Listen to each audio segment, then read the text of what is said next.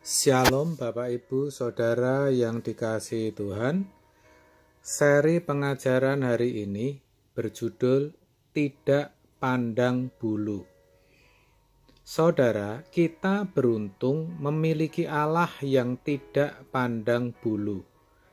Di hadapannya, kita semua diperlakukan sama. Tuhan tidak pilih kasih.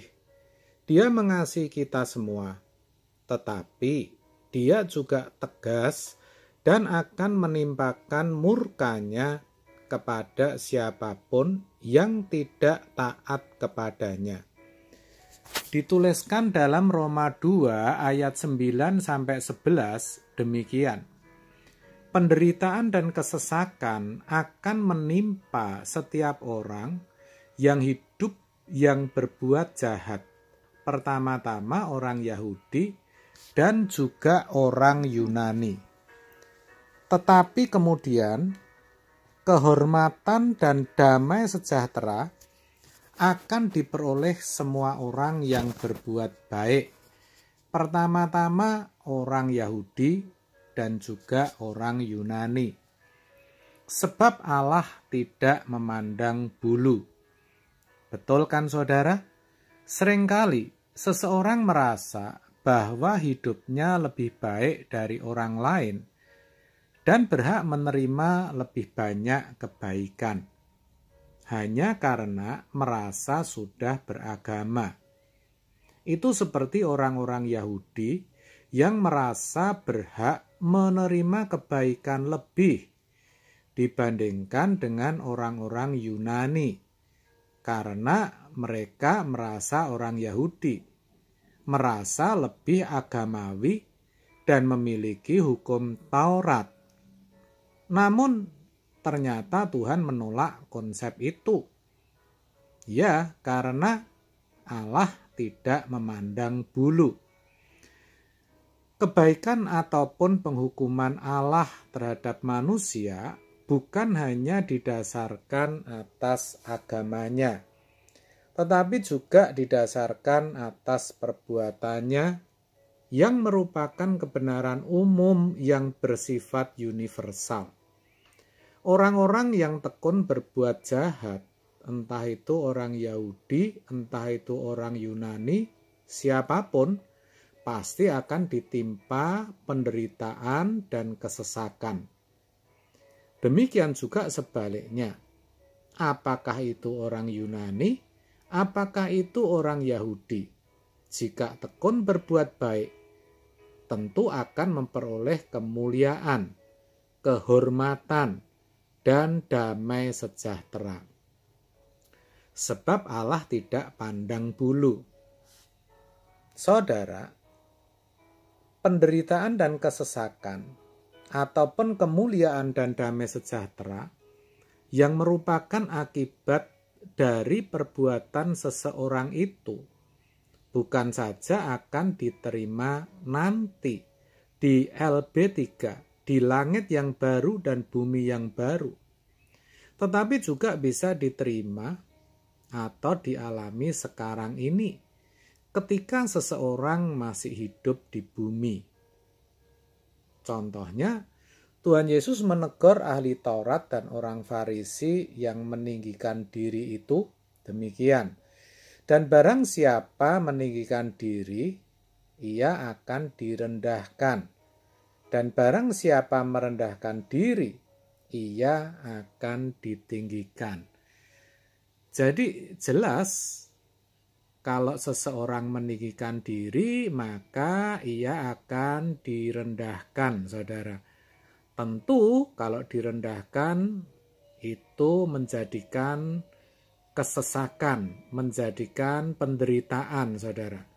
Demikian juga dalam penggalan syair nyanyian Maria yang berbunyi demikian. Dan rahmatnya turun-temurun atas orang yang takut akan Dia. Ia memperlihatkan kuasanya dengan perbuatan tangannya dan mencerai-beraikan orang-orang yang congkak hatinya. Nah, di sini juga jelas ya. Jadi bagi orang yang takut akan Tuhan akan menerima rahmat-Nya, sedangkan orang yang congkaknya akan dicerai-beraikan, akan mengalami kesengsaraan. Ya, saudara, kutipan 2 ayat ini merupakan contoh upah yang bisa diterima saat ini dari cara hidup seseorang. Sedangkan untuk upah yang akan datang tentu lebih jelas, yang berupa api kekal bagi yang menindas kebenaran dengan perbuatan jahatnya, dan keabadian surga bagi yang hidup dalam kebenaran dengan tekun berbuat baik. Oleh sebab itu, melalui kebenaran firman Tuhan ini, kita semakin jelas mengerti bahwa hidup menderita, terhina, dan dalam kesesakan itu bukanlah ketetapan Tuhan. Dengan kata lain, orang yang menderita itu bukan ditentukan oleh Tuhan, melainkan itu semua hasil pilihan manusia itu sendiri. Kecuali kalau memang menderitanya bagi Kristus, itu beda. Itu justru akan menerima kemuliaan kekal, saudara. Roma 8 ayat 17 menuliskan, dan jika kita adalah anak, maka kita juga adalah ahli waris. Maksudnya orang-orang yang berhak menerima janji-janji Allah, yang akan menerimanya bersama-sama dengan Kristus, yaitu, nah perhatikan kalimat ini, jika kita menderita bersama-sama dengan Dia, supaya kita juga dipermuliakan bersama-sama dengan Dia. Demikian juga sebaliknya, hidup mulia dan dalam damai sejahtera itu juga hasil dari sebuah pilihan yang dihidupi. Mengapa demikian? Ya tentu, karena Tuhan itu adil dan tidak pandang bulu. Maka daripada itu, mari kita bijaksana dan berhati-hati dalam hidup ini.